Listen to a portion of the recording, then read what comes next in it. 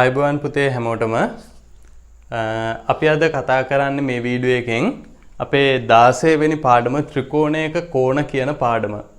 එතකොට පුතේ මේක අලුත් පාඩමක්ම නෙමෙයි. ඒ කියන්නේ අපිට මේ පාඩම ඇතුලේ අලුතෙන් ඉගෙන ගන්න ලොකු දෙයක් නැහැ. මොකද අපි ඉගෙන 8 වසරේදී සහ 9 වසරේදීත් අපි මේ පාඩමට අදාළ කොටස් මීට කලින් ඉගෙනගෙන තියෙනවා. මීට කලින් තිබ්බ පාඩම් වල ඉගෙනගෙන තියෙනවා. එතකොට 8 වසරේදීත් ඔයාලට මතක ඇති ත්‍රිකෝණ හා චතුරස්‍ර කියලා පාඩමක් තිබ්බා. ඊට පස්සේ 9 වසරේදීත් ඔයාලට මතක ඇති මීට කලින් අපිට හම්බුණා සමාන්තර රේඛා ආශ්‍රිත කෝණ කියලා හැම පාඩමක්. එතකොට අන්න ඒ වගේ පාඩම් දෙක තුනක ආපහු මතකයේ අලුත් කර ගැනීමක් තමයි අපිට මෙන්න මේ 16 වෙනි පාඩමේදී කරන්න තියෙන්නේ. එතකොට මේ පාඩමේදී ප්‍රධාන අරමුණු දෙකක්. ඒ කියන්නේ ත්‍රිකෝණයක අභ්‍යන්තර කෝණවල එකතුව කීයද කියන එක අපි දැනගන්න ඕනේ. ඒක එක අරමුණක්. අනිත් එක තමයි ත්‍රිකෝණයක බාහිර කෝණයක් සහ ඒකේ අභ්‍යන්තර කෝණ අතර තියෙන සම්බන්ධය මොකක්ද කියලා අපි මේ පාඩමේදී දැනගන්න ඕනේ. එතකොට මේ පාඩමේදී අපිට ඔන්න ඔය කාරණා දෙක තමයි ඉගෙන ගන්න තියෙන්නේ. හැබැයි අපි මේ වෙද්දිත් ඔය කාරණා දෙක ඉගෙනගෙන තියෙනවා. එතකොට මේ අලුත්ම පාඩමක් නෙමේ. පොඩි කොටස් ටිකක් අලුත් වෙන්න පුළුවන්. හැබැයි මේක අපිට මේ ආපහු 8 9 ශ්‍රේණිවල මීට කලින් ඉගෙන ගත්ත ත්‍රිකෝණ චතුරස්‍ර සමාන්තර රේඛා කියන ඔන්න ඔය ටික නැවත මතක් කර ගැනීමක් තමයි අපිට කරන්න තියෙන්නේ. එහෙනම් පුතේ අපි මාතෘකාවක් ලියාගමු ත්‍රිකෝණයක කෝණ කියලා. ලියන්න මාතෘකාව ත්‍රිකෝණයක කෝණ.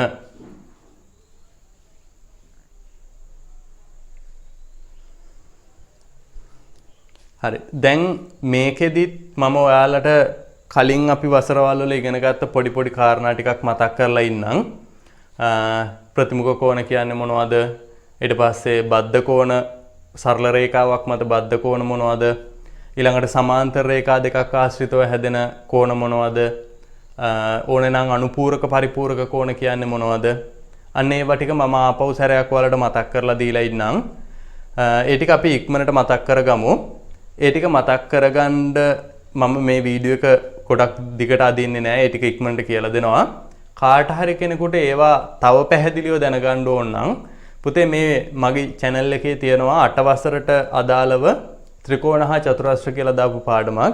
අන්න ඒ පාඩම පොඩ්ඩක් බලන්න. එතකොට ඔයාලට ඒක ගැන ලොකු අවබෝධයක් ගන්න පුළුවන්. කාට හරි 8 වසරේදී ගැන ඉගෙන ගන්න බැරි වුණා නම් මං කියනවා මේ වීඩියෝ එක පොඩ්ඩක් බලලා ඉන්න. එතකොට ඒක ගැන සවිස්තරාත්මකව මම උතනදී ඔයාලට කියලා දෙනවා.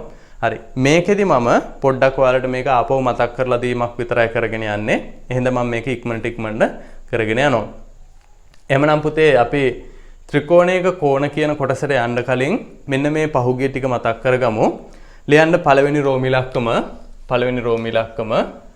අනුපූරක කෝණ. අනුපූරක කෝණ. පළවෙනි රෝම ඉලක්කම අනුපූරක කෝණ.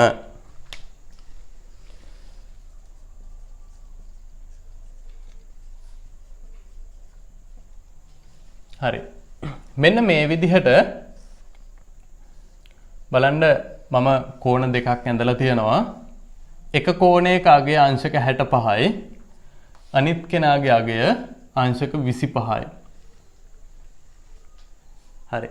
දැන් මෙන්න මේ කෝණ දෙක මම නම් කරනවා ABC කියලා. මේ ඔයාලට මතකයි. මෙයාව නම් කරනවා XYZ කියලා.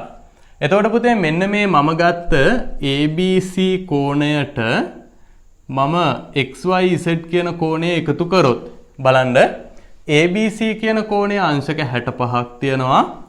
XYZ කියන කෝණයේ අංශක 25ක් තියෙනවා. එහෙනම් අපිට අංශක 65ට 25ක් එකතු කරපුවාම 5යි 5යි 10න් එකක් ඉතුරුයි. මෙතන 8යි 1යි 9යි. අංශක 90ක් එනවා.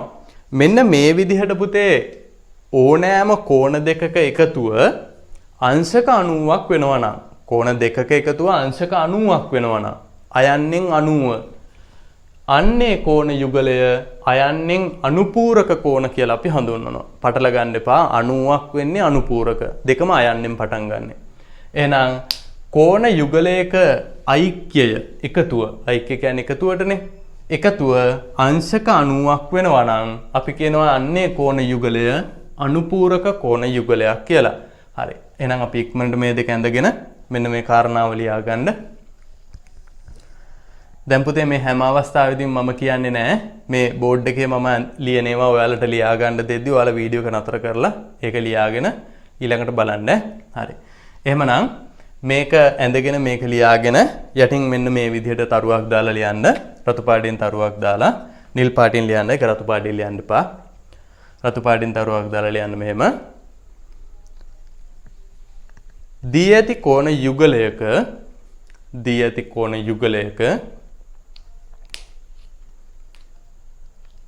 එකතුව අංශක 90ක් වේ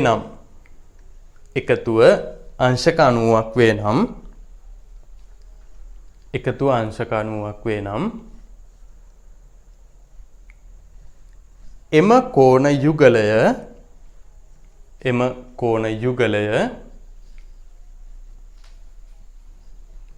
එම කෝණ යුගලය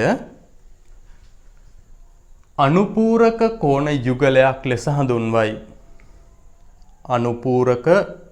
යුගලයක් ලෙස හඳුන්වයි.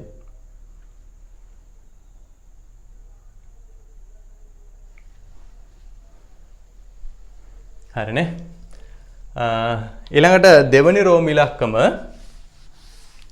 රෝම ඉලක්කම පරිපූරක කෝණ.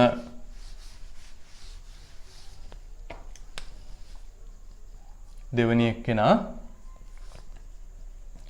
පරිපූරක කෝණ. හරි. පුතේ මෙතනදී කෝණ දෙකේ එකතුව අංශක 180ක් වෙනවා නම් අපි යාලට පරිපූරකය කියලා කියනවා. එහෙනම් මේ බලන්න මම මෙතනදී PQR කියලා කෝණෙකුයි ABC කියලා කෝණෙකුයි ඇඳලා තියෙනවා. එතකොට අපිට PQR කියන කෝණයට ABC කියන කෝණය එකතු කරපුවාම PQR වල අංශක 110ක් තියෙනවා ABC වල 70ක් තියෙනවා. එහෙනම් අපිට වටිනාකම් දෙකේ එකතු වෙනවා අංශක 180ක් කියලා. එහෙමනම් මෙන්න මේ විදිහට දීලා තියෙන කෝණ යුගලයක එකතුව අංශක 180ක් වෙනවා නම් අපි යාලට කියනවා පරිපූරක කෝණ යුගලයක් කියලා. එහෙමනම් රෝම ඉලක්කම් දෙක කියලා දාලා මේක ඇඳගන්න පරිපූරක කෝණ කියලා ලියලා මේ කෝණ දෙක ඇඳලා මේක ලියාගන්න. මේක ලියාගෙන රතු පාටින් තරුවක් දාලා යටින් ලියමු අපි මෙහෙම. ලියන්න රතු පාටින් තරුවක් දාලා කෝණ දෙකක එකතුව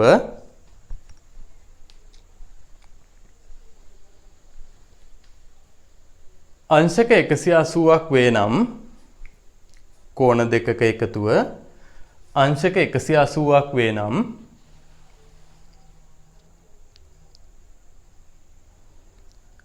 ඒවා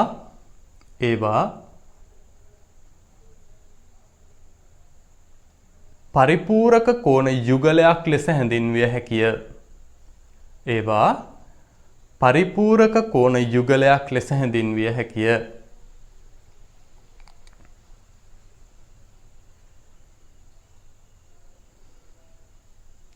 හරි. ඊළඟට පුතේ තුන්වෙනි එක්කෙනා ප්‍රතිමුඛ කෝණ. තුන්වෙනි රෝම ඉලක්කම ප්‍රතිමුඛ කෝණ. හරි ලියන්න ප්‍රතිමුඛ කෝණ. රෝම ඉලක්කම 3 ප්‍රතිමුඛ කෝණ කියලා දාලා යටින් මේක ලියලෙමු. සරල රේඛා දෙකක් එකිනෙක ඡේදනය වීමෙන් සරල රේඛා දෙකක් එකිනෙක ඡේදනය වීමෙන් සරල රේඛා දෙකක් එකිනෙක ඡේදනය වීමෙන් ප්‍රතිමුඛ කෝණ සාදයි. ප්‍රතිමුඛ කෝණ සාදයි. හරි මේ බලන්න පුතේ මම මේ නිල් පාටින් ඇඳලා තියෙනවා AB කියන සරල රේඛාව. ඊළඟට මම රතු පාටින් අඳිනවා CD කියන සරල රේඛාව. දැන් පැහැදිලිද? AB කියන සරල රේඛාවයි CD කියන සරල රේඛාවයි මම මෙතන O කියලා ගන්න. O හිදී මෙන්න මෙතනදී එකිනෙක ඡේදනය වෙලා තියෙනවා. එකිනෙක කැපිලා ගිහින් තියෙනවා. එහෙනම් සරල රේඛා දෙකක් එකිනෙක ඡේදනය වෙලාලු ප්‍රතිමුඛ කෝණ හැදෙන්නේ. ඔන්න දැන් අපි ප්‍රතිමුඛ කෝණ දෙකක් හදාගත්තා. දැන් එතකොට මෙන්න මේ ප්‍රතිමුඛයි කියලා කියන්නේ එකිනෙක ඉදිරියෙන් ඉන්නවා කියන එක. ප්‍රතිමුඛව ඉස්සරහට එකිනෙකා මූණේ මූණ බලාගෙන ඉන්නවා වගේ. අන්න එහෙම එකකට අපි කියනවා ප්‍රතිමුඛව ඉන්නවා කියලා. එහෙමනම් දැන් අපිට මෙන්න මේ හැදිලා තියෙන ප්‍රතිමුඛ කෝණයන් මේ බලන්න. මෙන්න මේ කෝණ දෙක ප්‍රතිමුඛ කෝණ. මෙයාට මෙයා ඉදිරියෙන් ඉන්නේ. ඒ වගේම පුතේ මෙන්න මෙතන මෙයාට මෙයාත් ඉදිරියෙන් ඉන්නේ නේ. මම ඒක සංකේතවත් කරන්නේ නැහැ. මොකද සංකේතවත් කරොත් මේක හිතා ගන්න බැරි වෙනවා මොකද්ද කියලා. එහෙනම් මේ ප්‍රතිමුඛ කෝණ යුගලයේ විතරක් මම සංකේතවත් කරා. ඒ වගේම මෙතනත් යුගලයක් තියෙනවා කියන එක අමතක කරන්න එපා. එතකොට මෙන්න මේ විදිහට සරල රේඛා දෙකක් එකිනෙක ඡේදනය වීමෙන් සෑදෙන ප්‍රතිමුඛ කෝණයන් වටිනාකමින් සමානයි. ඕක තමයි අපි දැනගන්න ඕනේ. වටිනාකමින් සමානයි. එහෙමනම් පුතේ අපි නිකමට හිතුවොත් මෙතන අංශක x කියලා මෙයත් අංශක xම තමයි. එහෙනම් ඔන්න ඔහම අංශක x අංශක x කියලා දාගන්න. දාලා අපි යටින් ලියමු මෙහෙම. AOC කෝණය බලන්න AOC කෝණය සමානයි BOD කෝණය. හා තව එකක් තියෙනවා. ඇයි මේ යුගලය? ඒකත් අපි ලියමු. සංකේතවත් නොකලට ලියමු. AOD කෝණය. මෙයා AOD සමානයි BOC කෝණයට. සංකේතවත් නොකලට අපි ඒකත් ලියව ඈ. හරි. ලියා ගන්නකො. ලියලා දැන් මේක මෙහෙම ඇඳලා ලියලා රතු පාටින් තරුවක් දාලා යටින් ලියන්න මෙහෙම. යටින් මෙහෙම ලියන්න. සරල රේඛා දෙකක් එකිනෙක ඡේදනය වීමෙන් සරල රේඛා දෙකක් මේ ටික ලියාගෙන ලියන්න පුතේ. මේවා ලියාගෙන දැන් වීඩියෝ එක නතර කරලා ලියාගෙන ඇති කියලා මං හිතනවා. තරුවක් දැම්ම ලියවා. සරල රේඛා දෙකක් එකිනෙක ඡේදනය වීමෙන්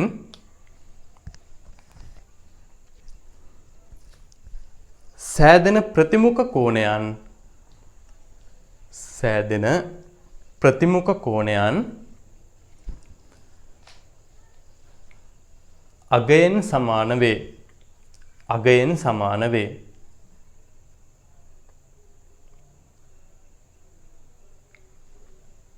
හරි.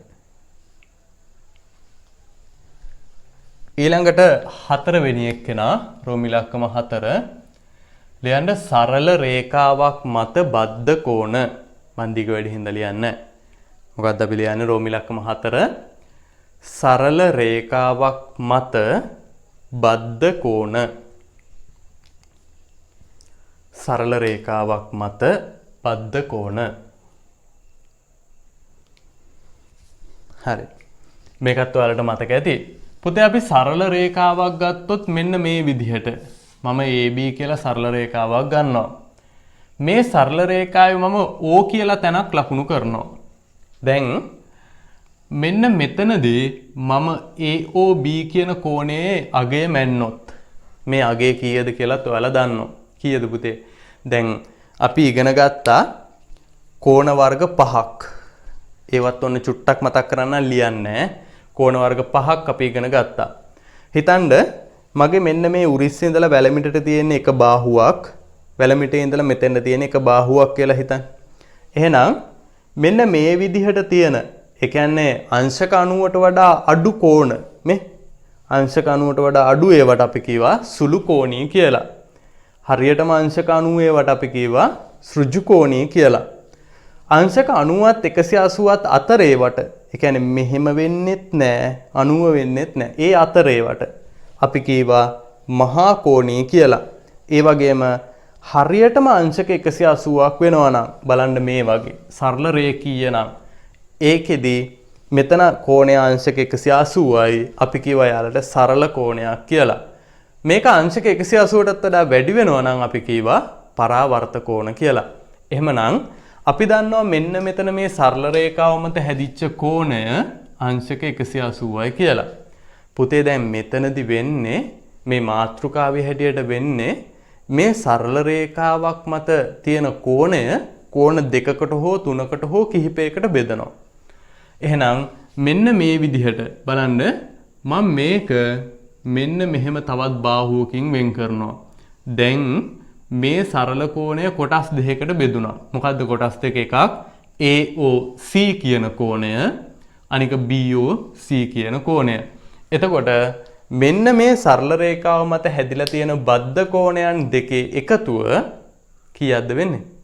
අංශක 180ක් වෙන්න එපා. මොකද මේ අංශක 180 කෝණයනේ දෙකට බෙදුනේ. එහෙනම් අපිට ලියන්න පුළුවන් AOC කෝණය ධන BOC කෝණය සමානයි අංශක 180යි. හරිනේ? එහෙනම් අපි මේකත් ඇඳලා මේකත් ලියලා යටින් අපි තරුවක් දාලා මෙහෙම ලියමු. එහෙනම් රතු පාටින් තරුවක් දාලා නිල් පාටින් මෙහෙම ලියන්න. සරල රේඛාවක්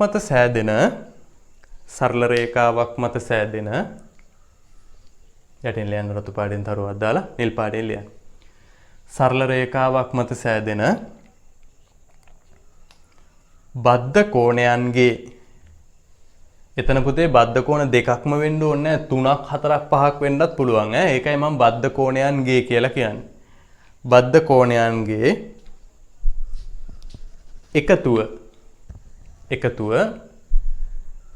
අංශක 180ක් වේ. බද්ධ කෝණයන්ගේ එකතුව අංශක 180ක් වේ.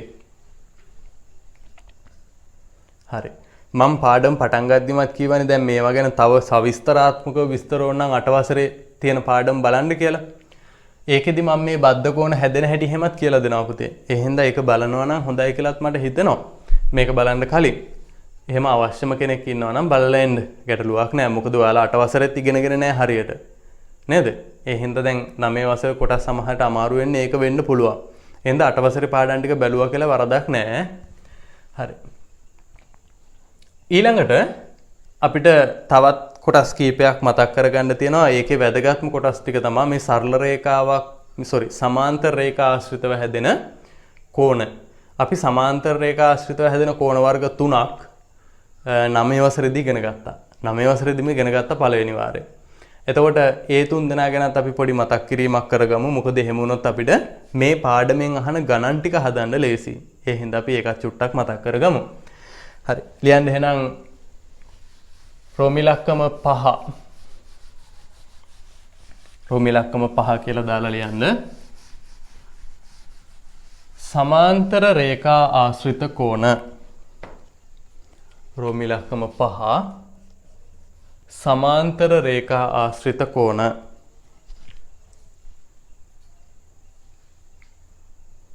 සමාන්තර රේඛා ආශ්‍රිත කෝණ. ඒකේ පළවෙනි කොටස තමා ඒකාන්තර කෝණ. දැන් සමාන්තර රේඛා දෙකක් ආශ්‍රිතව හැදෙන කෝණ වර්ග 3ක් අපි ඉගෙන ගත්තා. ඒකාන්තර කෝණ, අනුරූප කෝණ සහ මිත්‍ර කෝණ කියලා. එතකොට මෙන්න මේ ඒකාන්තර කෝණ අපි මතක තියාගත්තා මෙයා Z හැඩයක් තියෙන්නේ කියලා. මෙයාගේ හැඩය Z කියලා අපි මතක තියාගත්තා. එහෙනම් මෙන්න මේ විදිහට සමාන්තර රේඛා දෙකක් බලන්න. සමාන්තර රේඛා දෙකක් තවත් සරල රේඛාවකින් ඡේදනය වෙලා මෙන්න මේ ආකාරයට Z ආකාරයේ කෝණයක් හැදෙනවා නම් මෙන්න හොඳට බලා ගන්න ඕන Z ආකාරය. මෙන්න මෙතන හැදෙන කෝණ දෙකට අපි කීවා ඒකාන්තර කෝණ කියලා. බලන්න එහෙනම් සමාන්තර රේඛා දෙක වෙන්න ඕනේ මෙන්න මේ දෙන්න. මේ තවත් සරල රේඛාවකින් ඡේදනය වෙන්න ඕනේ සමාන්තර රේඛා දෙකම. මෙතනත් ඡේදනය වෙලා මෙතනත් ඡේදනය වෙන්න ඕනේ. එහෙම ඡේදනය වුණාම Z හැඩයක් තියෙන විදිහට හැදෙනවා නම් කෝණ දෙකක්. ඒ කෝණ දෙකට අපි කියනවා ඒකාන්තර කෝණ කියලා. මොකද්ද පුතේ විශේෂත්වය මේ ඒකාන්තර කෝණවල? මේ ඒකාන්තර කෝණවල විශේෂත්වය තමයි මේ රේඛා දෙක සමාන්තර හින්දා. රේඛා දෙක සමාන්තර හින්දා මේ ඒකාන්තර කෝණ දෙක අගෙන් සමාන වෙනවා. ඒක තමයි විශේෂත්වය. ඒක තමයි විශේෂත්වය. එහෙනම් අපි ඒකත් සංකේතවත් කරගමු. මෙතන අංශක x නම් මෙතනත් අංශක x.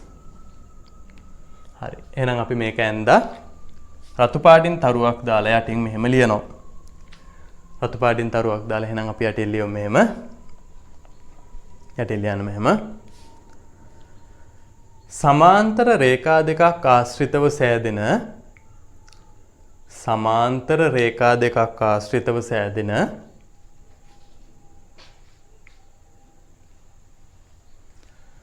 ඒකාන්තර කෝණයන්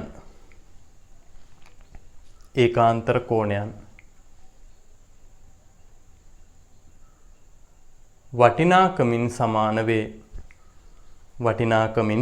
වේ. ඒකේ දෙවැනි එක්කෙනා තමයි පුතේ අනුරූප කෝණ. අපි මෙයාව F හැඩයක් කියලා නම් කරගත්තා. හැඩේ F කියලා අපි මතක තියාගත්තා. එහෙනම් අනුරූප කෝණවලදී වෙන්නේ මොකද්ද කියලාත් අපි බලමු. බලන්න සමාන්තර රේඛා දෙකක් ඔන්න තවත් සරල රේඛාවකින් ඡේදනය වුණා.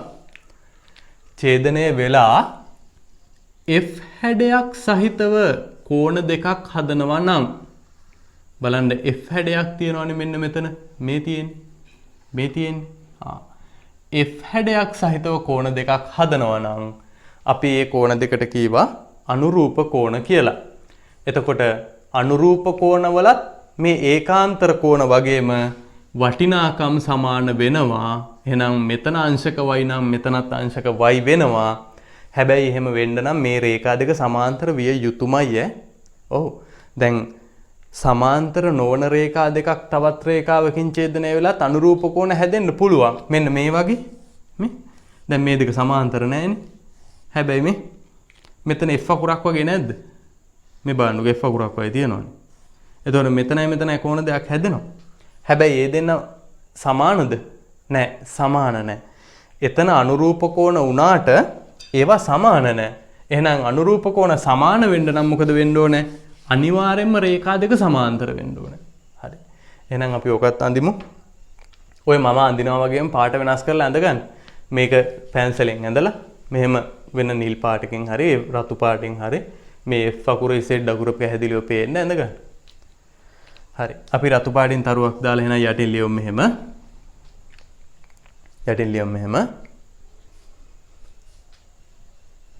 සමාන්තර රේඛා දෙකක් ආශ්‍රිත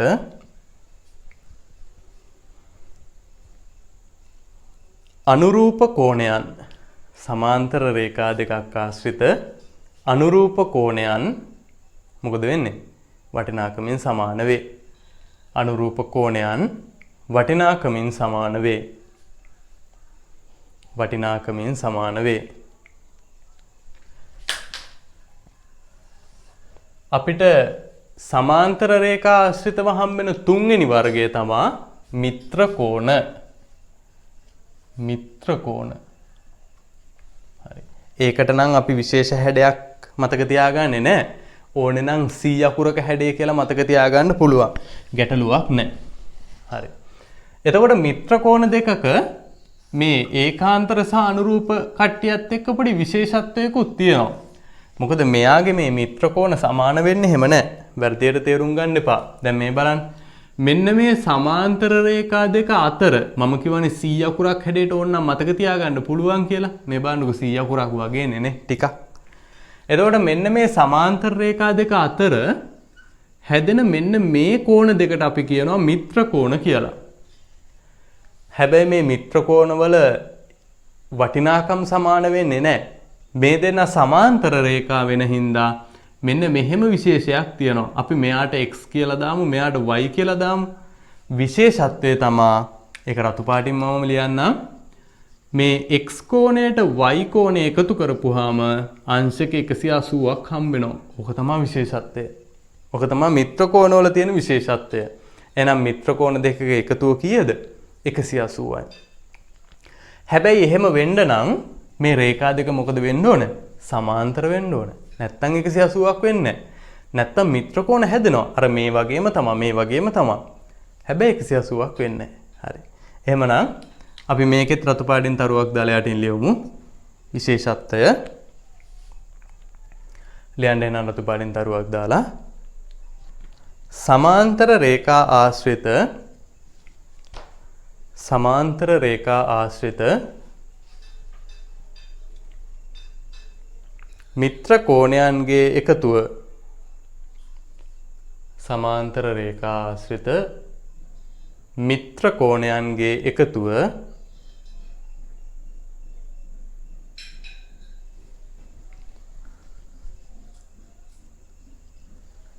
अंशक 180ක් වේ. සමාන්තර රේඛා ආශ්‍රිත මිත්‍ර කෝණයන්ගේ එකතුව अंशक 180ක් වේ. අපිට එතකොට මේ මතක් කරගත්ත ටිකේ තව එක දෙයක් මතක් කරගන්න තියෙනවා. අපි ඒකත් රෝම ඉලක්කම් 6 දාලා ලියමු. ලියන්න රෝම ඉලක්කම 6 ලක්ෂයක් වටා කෝණයන්ගේ එකතුව ලක්ෂයක් වටා කෝණයන්ගේ එකතුව 6 වෙනි රෝම ඉලක්කම ලක්ෂයක් වටා කෝණයන්ගේ එකතුව. හරි පුතේ ලක්ෂයක් කියලා කියන්නේ මෙන්න මෙහෙම එක තැනක්. මේක වටා තියෙන කෝණයන්ගේ එකතුව අපි හොයන්න ඕන. එහෙනම් අපි මේ විදිහට සරල රේඛාව ටිකක් ඇඳගෙන ඔන්න එක කෝණයක් හැදුවා. මේ තව එකක්.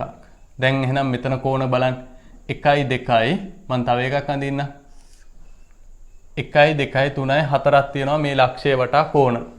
එහෙමනම් මම මේවට අකුරු දෙන්නම් simple A අංශක මෙයා B අංශක මෙයා C අංශක මෙයා D. එහෙනම් මෙන්න මේ ලක්ෂය වටා කෝණ 4ක් තියෙනවා. A B C D කියලා කෝණ 4 නම් කරලා තියෙනවා. මෙන්න මේ ඕනෑම ලක්ෂයක් වටා කෝණයන්ගේ එකතුව अंशक 360ක් වෙනවා කියලා අපි 8 වසරේදී ඉගෙන ගත්තා. එතකොට මෙතන නම් කෝණ 4ක් තියෙන්නේ. ඕක දෙකක් වුණත් 360යි. එකක් වුණත් 360යි. අපි දන්නවනේ අර මෙහෙම වටයක්ම આવොත් अंशක 360 කෝණයක් හැදෙනවා කියලා. අපිට අඳින්න පුළුවන් ලොකුම කෝණේ නේ? එහෙනම් කෝණ 10ක් තිබ්බත් 10 එකතුව अंशක 360ම තමයි. එහෙනම් අපි ඒක ලියමු. अंशक A कोणය अंशक B कोणය अंशक C कोणය अंशक D कोणය සමානයි अंशक 360යි.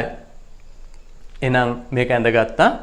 මේ විදිහට යටින් ලියාගෙන රතු පාටින් තරුවක් දාලා අපි යටින් ලියමු මෙහෙම. ලියන්න රතු පාටින් තරුවක් දාලා ලක්ෂයක් වටා කෝණයන්ගේ එකතුව ලක්ෂයක් වටා කෝණයන්ගේ එකතුව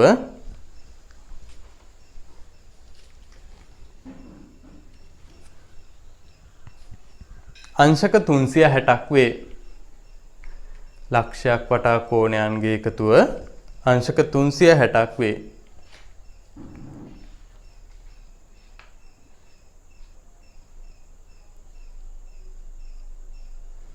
හරි. දැන් ඔන්න අපිට මේ පාඩමේදී අර ඉගෙන ගන්න තියෙන කාරණා දෙකකින් එකක් අපි ඉගෙන ගන්න හදන්නේ. දැන් මම මුලින්ම කියවනේ කාරණා දෙක මොකක්ද කියලා. ඒකේ පළවෙනි එක තමයි මේ ත්‍රිකෝණයක අභ්‍යන්තර කෝණ තුනේ එකතුව කීයද කියලා අපි හොයාගන්න එක. එහෙනම් අනුමාත්‍රිකාවක් ලියාගන්න. ත්‍රිකෝණයක අභ්‍යන්තර කෝණ වල එකතුව. එහෙම ලියමු. ත්‍රිකෝණයක අභ්‍යන්තර කෝණ වල එකතුව.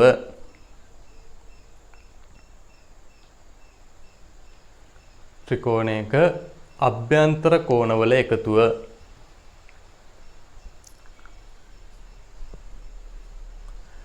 හරි. දැන් ඔතනදී කෝණ තුනේ එකතුව කියන්න ඕනේ නැහැ. මොකද ත්‍රිකෝණයකට අභ්‍යන්තර කෝණ තුනයි තියෙන්නේ කියලා අපි දන්න හින්දානේ. හරි.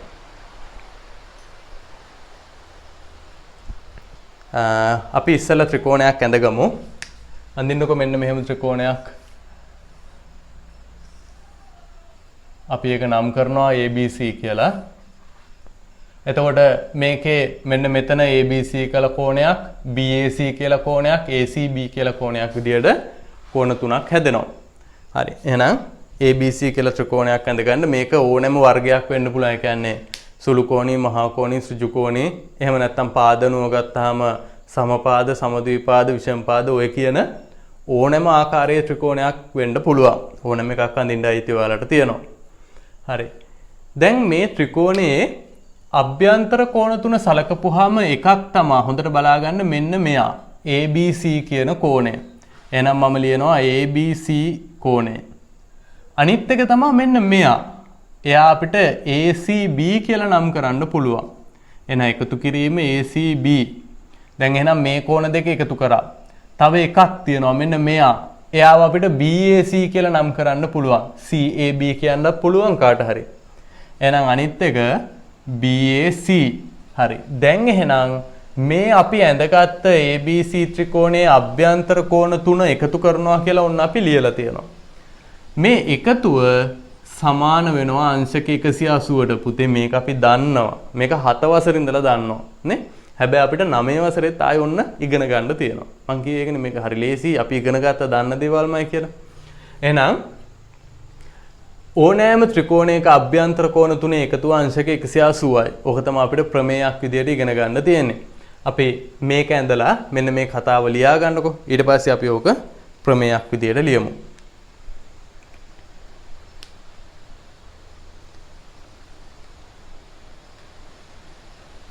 මේක ඇඳලා මේක ලියා ගන්න. ඊට පස්සේ මේකට යටින් පුතේ රතු පාට පෑනෙන්ම ලියා ගන්න ප්‍රමේය. ප්‍රමේයය. හරි. ඔන්න මේක තමයි ප්‍රමේය. මේක තමයි මතක තියාගන්න ඕනේ. එහෙනම් රතු පාටින්ම ලියන්න ප්‍රමේයය. මේ යයුණු දෙකක් එනවා. මෙහෙම සංකේතයක් දාගෙන මෙතනින් ලියන්න පටන් ගන්න දැන් මම කියන එක. හරි. ලියන්න එහෙනම් ඕනෑම ත්‍රිකෝණයක ප්‍රමේය කියලා දාලා යටින් මෙතනින් ලියන්න පටන් ගන්න. ඕනෑම ත්‍රිකෝණයක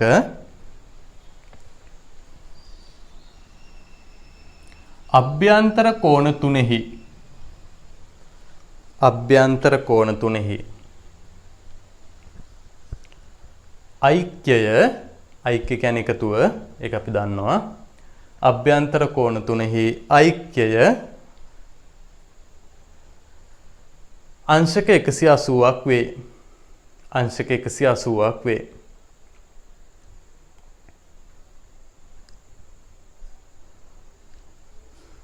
හරි. ඕක තමයි අපිට ඉගෙන ගන්න තිබ්බ ප්‍රමේය. එහෙනම් පුතේ මේක රතු පාටින් මේ විදිහට කොටුවකුත් දාගන්න.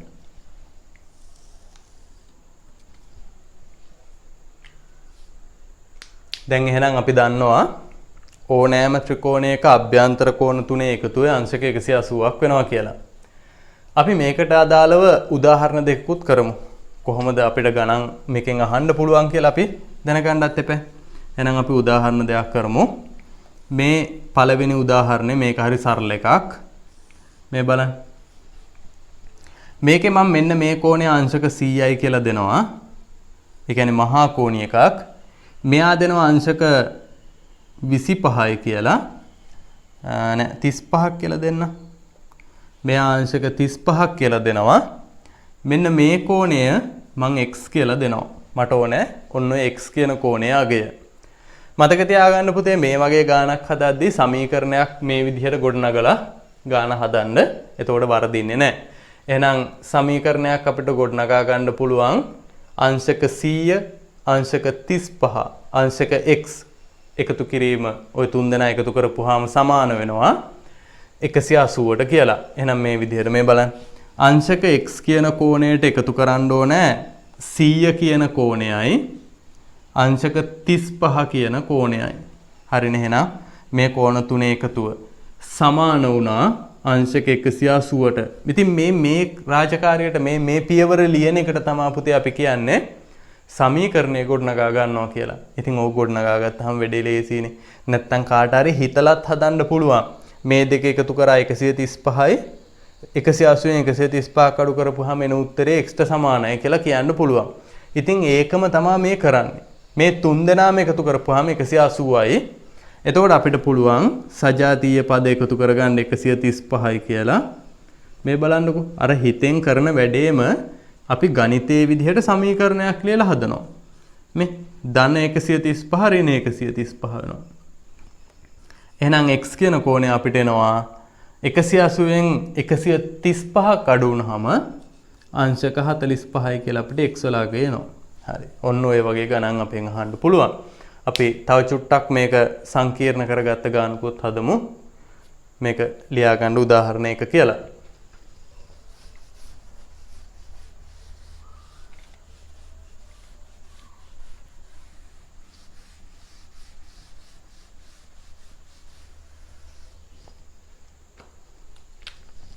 මේ තමයි පුතේ දෙවෙනි උදාහරණය. මේක ලියාගෙන මේකත් අඳ ගන්න.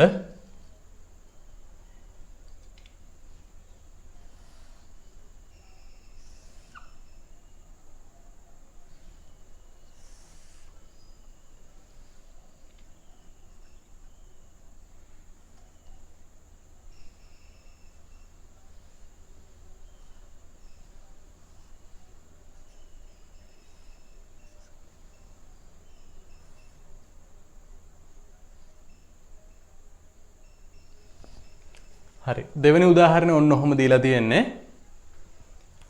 ත්‍රිකෝණයේ අභ්‍යන්තර කෝණ තුන ABC කියලා දීලා තියෙන්නේ එකක් A එකක් B එකක් C කියලා ඔන්න ඔහොම ABC දීලා තියෙනවා මෙතන අංශක 50 කෝණයක් මේ විදිහට තියෙනවා මෙතන අංශක 110 කෝණයක් ওই විදිහට තියෙනවා එතකොට දැන් මේකේ ප්‍රශ්න විදිහට මම අහන්නේ ABC කෝණවල එකතුව නෙමෙයි ඒක නම් අපි දන්නවනේ 180යි කියලා A කියන්නේ කීයද B කියන්නේ කීයද C කියන්නේ කීයද කියලා වෙන වෙනම අහන්නේ.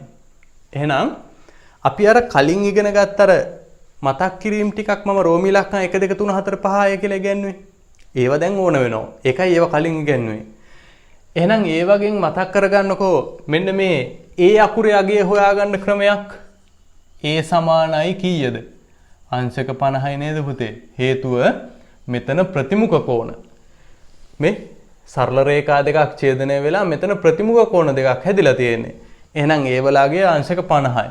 අපි හේතුව ලියනවා ප්‍රතිමුඛ කෝණ හේතුව ලියන්න ඕනේ. හරි. මෙන්න මෙතන හිතුවොත් මේ B කෝණය ගැන හිතුවොත් මේ ටික ගැන හිතන්න මේ ටික නෑ කියලා හිතලා මෙන්න මේ කොටස ගැන විතරක් හිතන්න. මොකද්ද මේ තියෙන්නේ? B කෝණයයි අංශක 110 කෝණයයි මොනවා විදිහටද ඔය ඉන්නේ? සරල රේඛාවක් මත බද්ධ කෝණ විදිහට. එහෙනම් අපිට ඒක ලියන්න පුළුවන් B කෝණයට අංශක 110ක් එකතු කරපුවාම දෙකේම එකතුව 180ක් වෙන්න ඕනේ. හරි නේද? B කෝණයට 110 එකතු කරපුවාම 180ක් වෙන්න ඕනේ. හේතුව මොකද්ද? අපි ලියනවා සරල රේඛාවක් මත බද්ධ කෝණ ඒක තමයි හේතුව මෙහෙම ලියන්න. එහෙනම් අපිට B කෝණය හොයාගන්න පුළුවන් 180න් 110ක් අඩු කරලා. එතකොට අපිට නෝ B කෝණය සමානයි අංශක 70යි. ඔන්න අපි A කෝණයයි B කෝණයයි දෙකම හොයාගත්තා. දැන් ඉතින් අපිට පුළුවන් C කෝණය හොයාගන්න. මේ තියෙන A වල අගය, මේ තියෙන B වල අගය. දැන් අපිට පුළුවන් A කෝණයේ ධන B කෝණයේ ධන C සමානයි 180යි. ඒක කොහොමද පුතේ ලියුවේ? A කෝණයේ ධන B කෝණයේ ධන C කෝණය සමානයිලු 180ට. කොහොමද ලියුවේ? මොකද්ද හේතුව? ත්‍රිකෝණයක අභ්‍යන්තර කෝණ. එහෙනම් අපි ඒකත් ලියනවා. ත්‍රිකෝණයක අභ්‍යන්තර කෝණ මේ කෝණ කියන්නේ මේ සංකේතය දැම්මේ බය වෙන්න එපා මේක මේ මෙහෙම සංකේතය දාන්න. ත්‍රිකෝණයක අභ්‍යන්තර කෝණ. එහෙනම් දැන් අපි A වල අගය දන්නවා 50යි.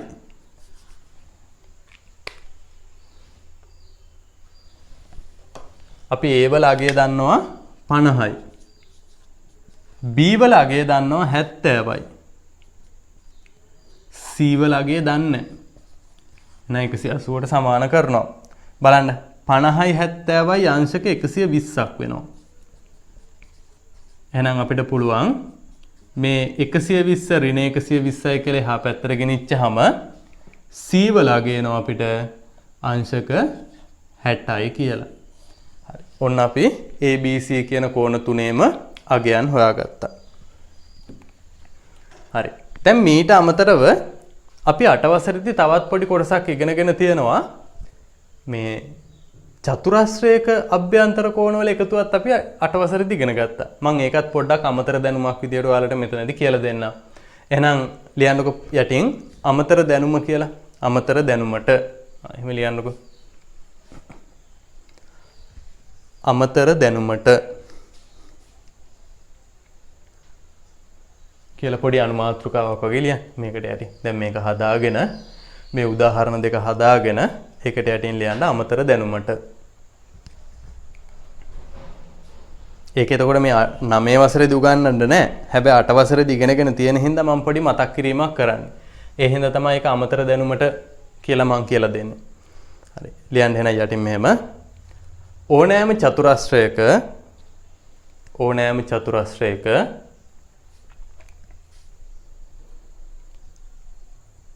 චතුරස්‍රයක අභ්‍යන්තර කෝණ හතරෙහි දැන් චතුරස්‍රයක අභ්‍යන්තර කෝණ හතරක් තියෙනවානේ. ඕනෑම චතුරස්‍රයක අභ්‍යන්තර කෝණ හතරෙහි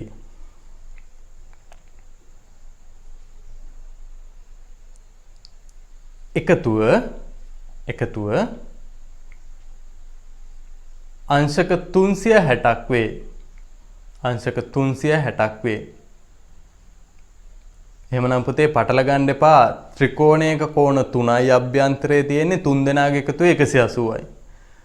චතුරස්‍රයක් කියන්නේ පාද 4ක් තියෙන කෙනෙක්. ඒ හින්දා අභ්‍යන්තර කෝණත් 4ක් තියෙනවා.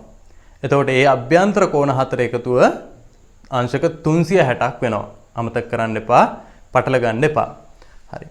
එහෙනම් අපි ඒකටත් පොඩි චතුරස්‍රයක් ඇඳලා ඕක ලියාගමු. අඳින්නකෝ ඔයාලට කැමති චතුරස්‍රයක් පාද 4ක් තියෙන කෙනෙක්.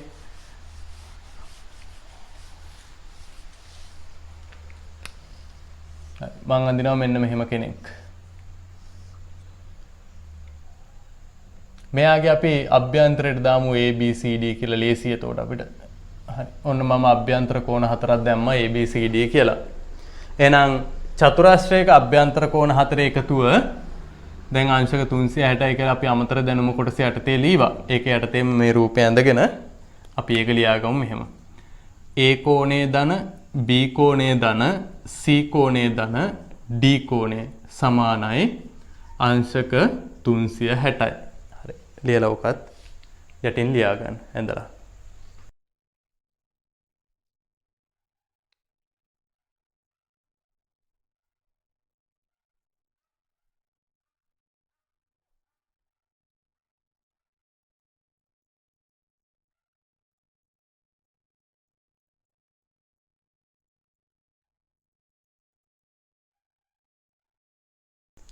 හරි පුතේ අපිට ඊළඟට තියෙන්නේ ත්‍රිකෝණයක බාහිර කෝණයක් සහ අභ්‍යන්තර කෝණ අතර තියෙන සම්බන්ධතාවය දැනගන්න. මේකත් අපි ප්‍රමේයක් විදිහට අර මේ පාඩමේ අපි ඉගෙන ගන්න දෙවෙනි කාරණාව විදිහට ඉගෙන ගන්නවා. එහෙමනම් පුතේ අපි ඔක්කොටම කලින් මතක් කරගන්න ඕනේ බාහිර කෝණයක් හැදෙන්නේ කොහොමද? එතකොට මේක ත්‍රිකෝණයක විතරක් නෙමෙයි. චතුරස්‍රයක පංචාස්‍රයක ඔය කියන ඕනෑම බහුආශ්‍රයකට පොදුයි මේ බාහිර කෝණයක් හැදෙනවා කියන එකේ සංකල්පය. ඒ කියන්නේ බාහිර කෝණයක් කියන්නේ මොකක්ද කියන එක ත්‍රිකෝණයකටද චතුරස්‍රයකටද කියන එක අදාළ නැහැ. මේ ඕනෑම හේකට ඕනෑම බහුආශ්‍රයකට පොදුයි. හරි. අපි කෝකටත් අනුමාත්‍රකාවක් ලියාගමු. ත්‍රිකෝණයක බාහිර කෝණ. එයන් අනුමාත්‍රකාවක් ත්‍රිකෝණයක බාහිර කෝණ. හරි. ත්‍රිකෝණයක බාහිර කෝණ කියලා ලියලා අපේ ත්‍රිකෝණයක් ඇඳගම් පුතේ ABC කියලා. මෙන්න මේ ABC ත්‍රිකෝණයේ එක පාදයක් මම දික් කරලා තියෙනවා. බලන්න ABC කියන ත්‍රිකෝණයේ මේ BC පාදය මම D තෙක් දික් කරලා තියෙනවා. හරි. එhmenan ඔයාලත් මේක මේ විදිහට ඇඳගන්න. ABC කියන ත්‍රිකෝණයේ BC පාදයේ D තෙක් දික් කරලා මේක ඇඳගන්න. හරි. දැන් ඕනෑම ත්‍රිකෝණයක පුතේ ඕනෑම ශීර්ෂයකදී එතකොට මේක මම කිව්වා ත්‍රිකෝණයකදී චතුරස්‍රයකදී ඕනෑම එකකදී මේ ඕනෑම ශීර්ෂයකදී අපිට බාහිර කෝණයක් නිර්මාණය කරන්න පුළුවන්. එහෙමනම් මම මේ ABC කියන ත්‍රිකෝණයේ C කියන ශීර්ෂයේදී බාහිර කෝණයක් නිර්මාණය කරලා තියෙනවා. දැන් අපි බලන්න ඕනේ පුතේ බාහිර කෝණය කෝකද? ඒ කියන්නේ මෙන්න මෙතනත් කෝණයක් තියෙනවා මෙතනත් කෝණයක් තියෙනවා. ඕකෙන් කෝකද බාහිර කෝණය කියලා අපි දැනගන්න ඕනේ. එහෙමනම් ඒක හඳුනගන්න අපිට අර්ථ දැක්වීමක් කියනවා මෙන්න මේ විදිහට. ත්‍රිකෝණයක පාදයක් දික් කිරීමෙන් ඒ දික් කරපු පාද කොටසයි ඉතිරි පාද කොටසයි එකතු වෙලා හැදෙන කෝණයට බාහිර කෝණය කියනවා කියලා අපි කියනවා. ත්‍රිකෝණයේ බාහිර කෝණයක් කියලා කියනවා. එහෙමනම් මේකෙදී අපි අඳුර ගන්න ඕනේ දික් කළ කොටස. දැන් බලන්න BC පාදයේ දික් කරපු කොටස CD. එහෙනම් මෙන්න මේ CD කොටසයි දික්කල කොටසයි ඉතිරි පාදයයි බලන්න පුතේ BC පාදය තමයි දික් කරන්නේ. එහෙනම් ඉතිරි පාදය වෙන්නේ AC. අන්න. එහෙනම් මෙන්න මේ දෙන්න අතර තමයි ඔය කියන බාහිර කෝණය හැදෙන්නේ. හරි. අපි මේ රූප සටහන ඇඳලා යටින් රතු පාටින් තරුවක් දාලා මේක රතු පාටින් ලියලෙමු. ලියන්න පුතේ රතු පාටින් තරුවක් දාලා රතු පාටින්ම ලියන්න යටින්.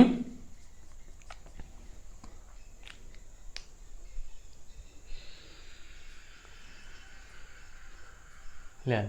ABC ත්‍රිකෝණයේ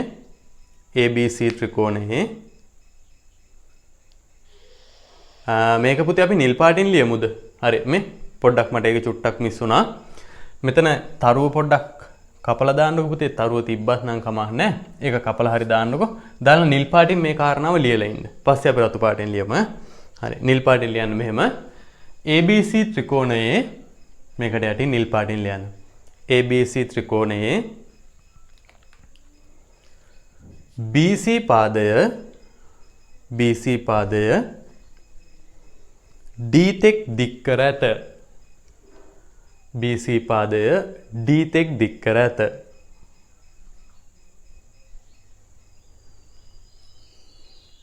හරි. දැන් අපි රතු පාටින් තරුවක් දාලා යටින් ලියමු. එහෙනම් රතු පාටින් තරුවක් දාලා රතු පාටින් ලියන්න.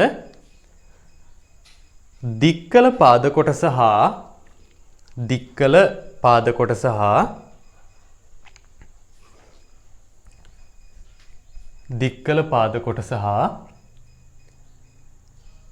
ඉතිරි පාද කොටස අතර ඉතිරි පාදය දික්කල පාද කොටස හා ඉතිරි පාදය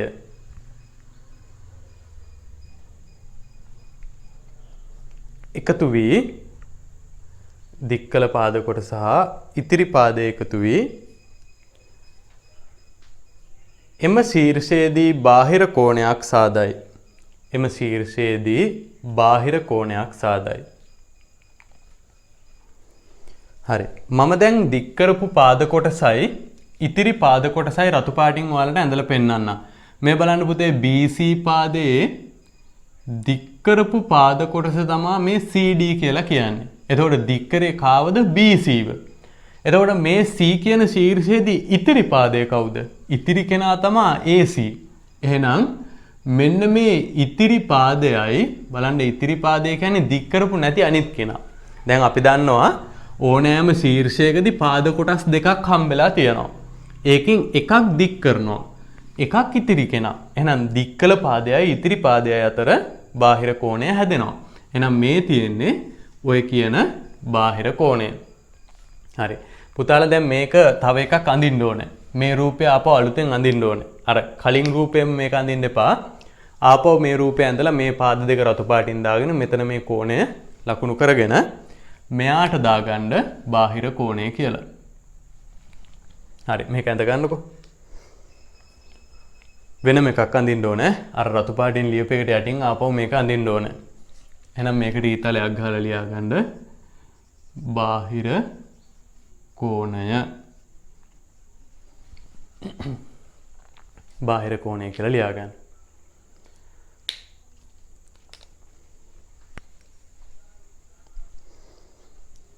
ලියලා අපි මේකට යටින් මේක මේ ABCD කියන අකුරු ටික පාවිච්චි කරලා බාහිර කෝණය ගැන ආපහු පොඩි සටහනක් යටින් ලියාගමු. එහෙමනම් පුතේ යටින් ලියන්න මෙන්න මෙහෙම. යටින් ලියන්න මෙහෙම. ABC ත්‍රිකෝණයේ යටින් ලියන්න. ABC ත්‍රිකෝණයේ BC පාදයේ D තෙක් දික් කිරීමෙන් BC පාදය D තෙක් දික් කිරීමෙන්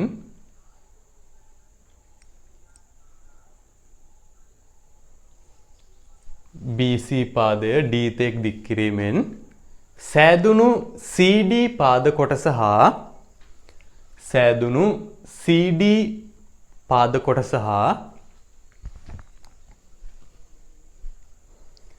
සෑදුණු CD පාද කොටස හා AC පාදය අතර AC පාදය අතර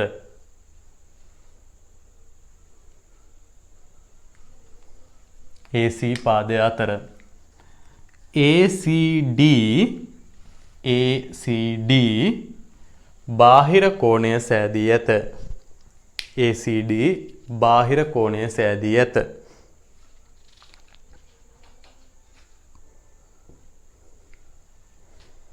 හරි. පැහැදිලි නේද පුතේ? එහෙනම් බාහිර කෝණයක් හැදුනේ කොහොමද? හැදෙන්නේ කොහොමද කියන එක.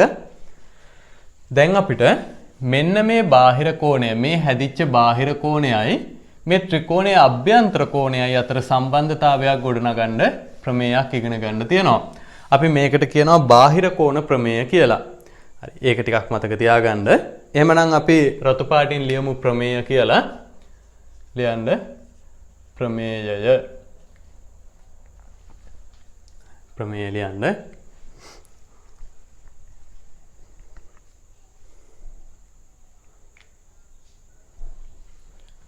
හරි. මේක රතු පාටින්ම අපි ලියමු. අර කලින් එක ලියවා වගේම ප්‍රමේය රතු පාටින්ම ලියමු. ලියන්න එන රතු පාටින්ම එහෙම.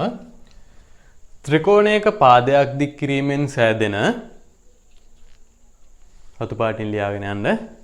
ත්‍රිකෝණයක පාදයක් දික් කිරීමෙන් සෑදෙන බාහිර කෝණය, ත්‍රිකෝණයක පාදයක් දික් කිරීමෙන් සෑදෙන බාහිර කෝණය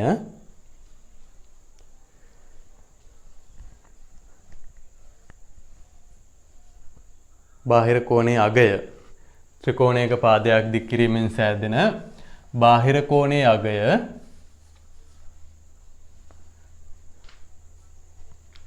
එම ත්‍රිකෝණයේ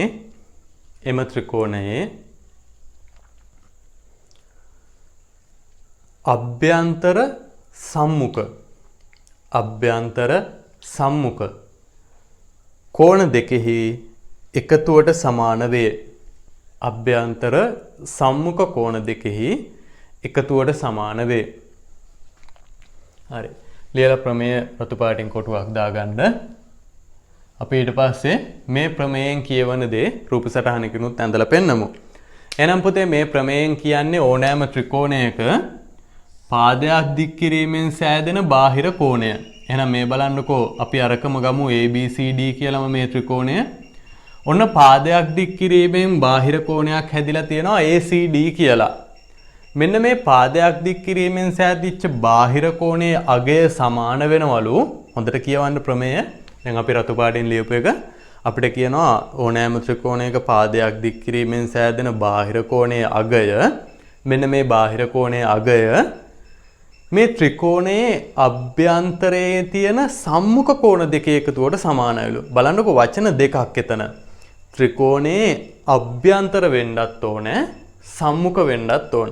එහෙනම් මේ ත්‍රිකෝණයේ අභ්‍යන්තරයේ තියෙන සම්මුඛ කෝණ දෙකේ එකතුවට තමයි සමාන වෙනවා කියලා කියන්නේ.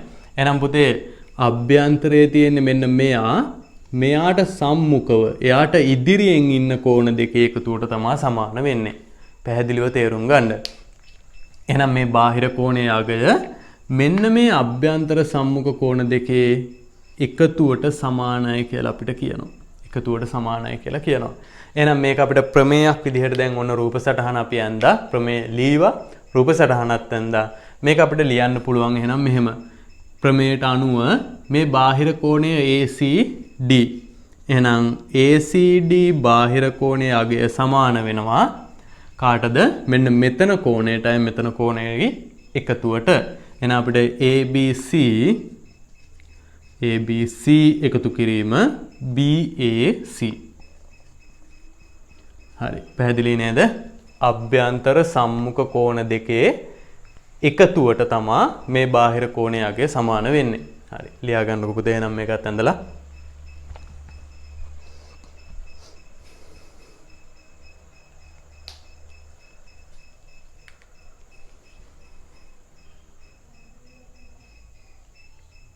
මේ කාරණාව තමයි එතකොට අපිට මේ පාඩමේ දෙවෙනි කාරණාව විදිහට අපිට ඉගෙන ගන්න තියෙන්නේ. කාරණා දෙකක් නේ තිබ්බේ. එහෙනම් ඔන්න ප්‍රමේයන් දෙකක් විදිහට අපි මේ දෙක ඉගෙන ගත්තා. හරි. දැන් පුතේ අපි බලන්න ඕනේ මෙන්න මේ අපි දැන් ඉගෙන ගත්ත බාහිර කෝණ ප්‍රමේයෙන් අපෙන් අහන්න පුළුවන් ප්‍රශ්නයක් දෙකක් අපි උදාහරණ විදිහට කරලා බලමු. එහෙනම් මේ බලන්න පළවෙනි උදාහරණය. මේක සරල උදාහරණයක් මම දෙන්නම්. ඔන්න ඔහම ත්‍රිකෝණයක පාදයක් දික් කරලා බාහිර කෝණයක් හදලා තියෙනවා. මේ කෝණයේ අගය මම අංශක 140ක් කියලා දෙනවා බාහිර කෝණයේ අගය.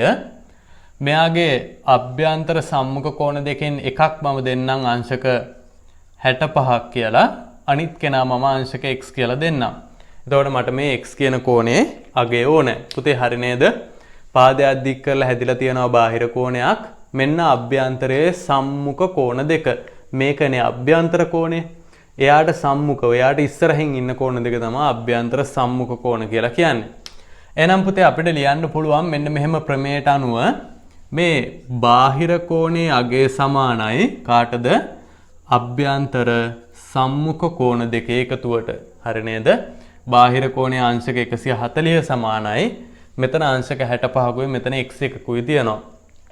එහෙනම් අපිට ධන 65 ඍණ 65යි කියලා මේ පැත්තට සමාන ලකුණෙන් ගේන්න පුළුවන්. එතකොට මේ පැත්ත x ඉතුරු වෙනවා. එතකොට අපිට x කෝණයේ අගය එනවා බලන්න. මෙතන 10න් 5ක් අඩු වුණාම 5යි. මෙතන එතකොට 3යි 13න් කෙලින්ම 6ක් අඩු වුණාම 75යි කියලා අපිට එනවා. එහෙනම් x කෝණයේ වටිනාකම අංශක 75ක් වෙලා තියෙනවා. පැහැදිලි නේද? ඔය වගේ ගානක් අපෙන් අහන්න පුළුවන්. හරි. අපි තව ගානක් හදමු. මේ තමා උදාහරණය 2 ඇඳගන්න මේකත්.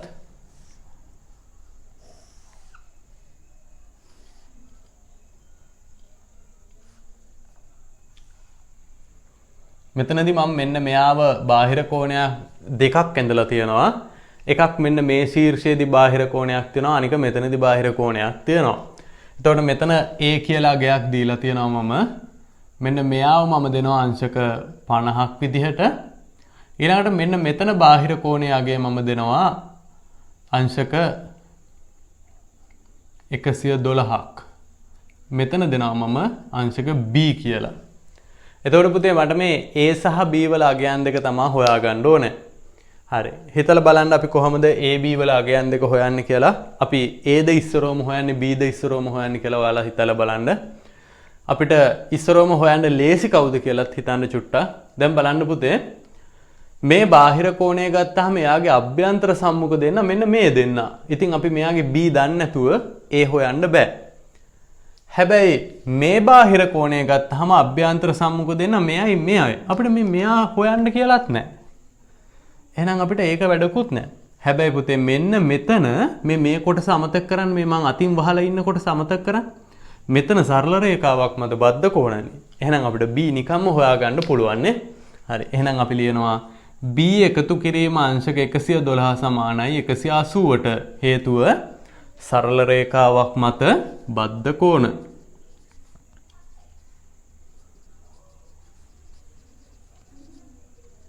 බද්ධ කෝණ.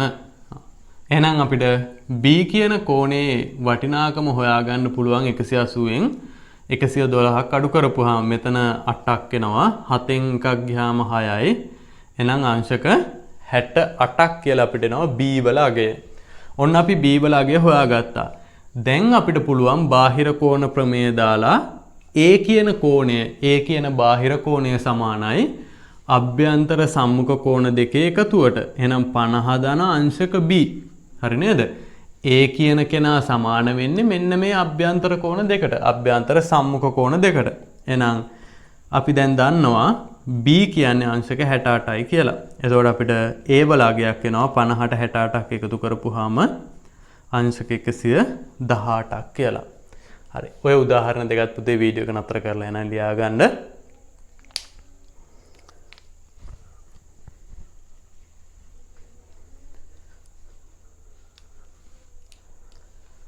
අපිට 9 වසරේ එතකොට අලුත් කොටසක් විදියට පුතේ ඔන්න ඔය ප්‍රමේයන් දෙක තමයි ඉගෙන ගන්න තිබ්බේ. දැන් අපි මේ දෙක ඉගෙනගෙන තියෙනවා. මීට අමතරව මම ඔයාලට අමතර දැනුම විදියට තවත් පොඩි දෙයක් මෙතනදී කියලා දෙන්නම්. ඒ තමා ත්‍රිකෝණයක බාහිර කෝණ තුනම ගත්තොත් ඒ බාහිර කෝණ තුනේ එකතුව කීයද කියන එක. ඒ වගේම චතුරස්‍රයක බාහිර කෝණ හතර ගත්තොත් ඒ බාහිර කෝණ හතර එකතුව කීයද කියන එක. අන්න ඒක මම මෙතනදී අමතර දැනුමක් විදිහට ඔයාලට අර 8 වසරේදී කරපු එකක් ආපහු චුට්ටක් මතක් කරලා දෙන්නම්.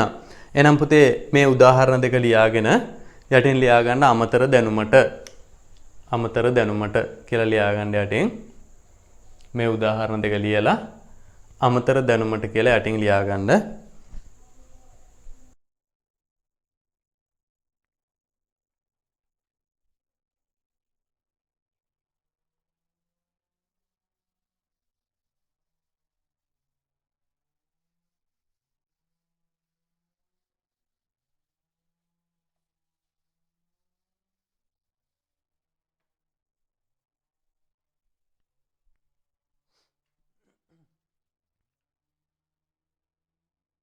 හරි පුතේ මේ අමතර දැනුම කියන කොටස යටතේ මේක මම කොටස් දෙකකට කියලා දෙන්නම් ත්‍රිකෝණයකයි චතුරාශ්‍රයකයි දෙකකට.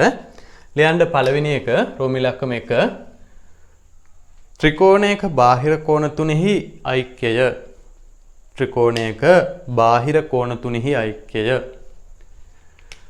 හරි අපි අන්තගමු බාහිර කෝණ තුනම පිහිටන විදිහට ත්‍රිකෝණයක් මේ තියෙන්නේ. එහෙනම් මේකේ බාහිර කෝණ තුන මම simple ABC කියලා නම් කරන්නම්. ওই විදිහට ලේසි අපිට එතකොට. හරි පුතේ බලන්න එහෙනම් මෙන්න මේ පාද කොටස මෙහාට දික් කරලා තියෙනවා මේ පාද කොටස මෙහාට දික් කරලා තියෙනවා මෙයා මෙහාට දික් කරලා තියෙනවා. එහෙනම් අපිට මේ ත්‍රිකෝණයේ බාහිර කෝණ තුනක් ඔන්න ඇවිල්ලා තියෙනවා simple ABC කියලා. මතක තියාගන්න පුතේ ත්‍රිකෝණයක බාහිර කෝණ තුනේ එකතුව අංශක 360ක් වෙනවා. ත්‍රිකෝණයක බාහිර කෝණ තුනේ එකතුව අංශක 360ක් වෙනවා. හරි. ඊළඟට දෙවෙනි එක රෝම ඉලක්කම 2 චතුරස්‍රයක බාහිර කෝණ 4හි එකතුව. චතුරස්‍රයක බාහිර කෝණ 4හි ඓක්‍යය. එහෙම නැත්නම් එකතුව. ලියන්න. චතුරස්‍රයක බාහිර කෝණ 4හි ඓක්‍යය. හරි. අපි ඒකටත් පුතේ චතුරස්‍රයක් ඇඳගමු. මෙන්න මේ විදිහට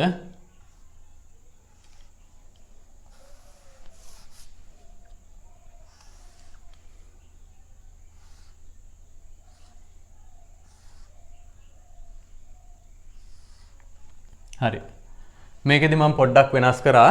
දැන් මේ පාදය මේ පැත්තට දික් කරලා තියෙනවා. එතන හැදිලා තියෙනවා බාහිර කෝණයක්. මේ පාදය මෙහාට දික් කරලා තියෙනවා. හැබැයි මෙයා මෙහාට දික් කරලා නැහැ. ඒ වෙනුවට මේ පාදයම මේ පැත්තට දික් කරලා තියෙනවා. ඒත් මෙතන පුතේ බාහිර කෝණයක් තමයි හැදෙන්නේ. ඊළඟට මෙතනත් මේක අනිත් පැත්තට දික් කරලා තියෙනවා. එතකොට ඔයාලා හිතයි දැන් මේක දෙපැත්තටම දික් කරලා බාහිර කෝණ හදලා මේක එක පැත්තකටවත් දික් කරලා බාහිර කෝණ හදලා නැහැනේ.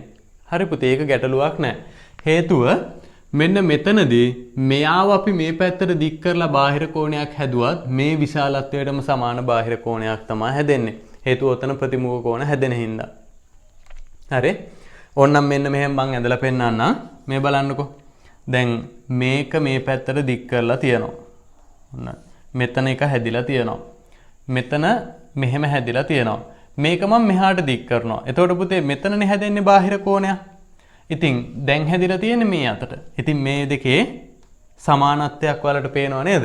මේ මෙතන මේක මම මේ පෙන්නන්නේ මේ පාදය මෙහෙට දික් කරලා මෙතනින් බාහිර කෝණයක් හැදුවත් මේ පාදයේම මෙහාට දික් කරලා මෙතනින් බාහිර කෝණයක් හැදුවත් ඔය දෙකම ගැටලුවක් නැහැ. හැබැයි මේ දෙන්නවම ගන්න බෑ. මතක තියාගන්න එක ශීර්ෂයකදී එකයි ගන්න එක බාහිර කෝණයයි ගන්න. හේතුව මෙයයි ප්‍රතිමුඛ කෝණ වෙලා සමාන වෙන හින්දා. හරි. එහෙනම් දැන් අපිට මේ චතුරස්‍රයකත් බාහිර කෝණ 4ක් ඔන්න දීලා තියෙනවා. මම මේක W X Y Z කියලා ගන්නවා. හරි. පුතේ චතුරස්‍රයක තියෙන බාහිර කෝණ 4 එකතු කරපුවාම එහෙනම් අපිට W X Y Z ඔය කෝණ 4ම එකතු කරපුවාමත් අංශක 360ක් එකතු වෙනවා. එහෙනම් මතක තියාගන්න පුතේ චතුරස්‍රයකද ත්‍රිකෝණයකද කියලා අපිට අදාළ නැහැ. බාහිර කෝණ සියල්ලන්ගේම එකතුව ත්‍රිකෝණයකත් අංශක 360ක් වෙනවා. චතුරස්‍රයකත් අංශක 360ක් වෙනවා. හරි. එහෙනම් මේක ලියා ගන්නකෝ.